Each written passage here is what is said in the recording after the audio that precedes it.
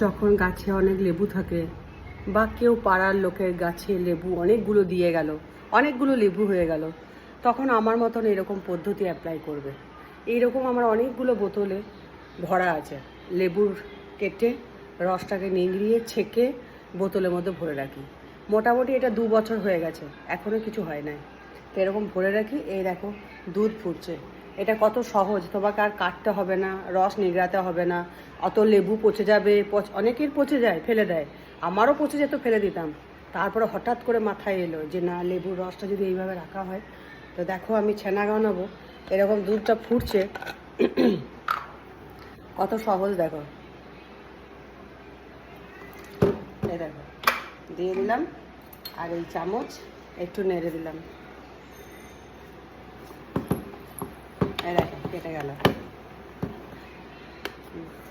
কেটে গেল, হয়ে গেল। গ্যাসটা এটা বন্ধ করে দিলাম, ইন্ডাকশনটা। দেখো ভালো করে আমি ব্যাকে দেখাচ্ছি।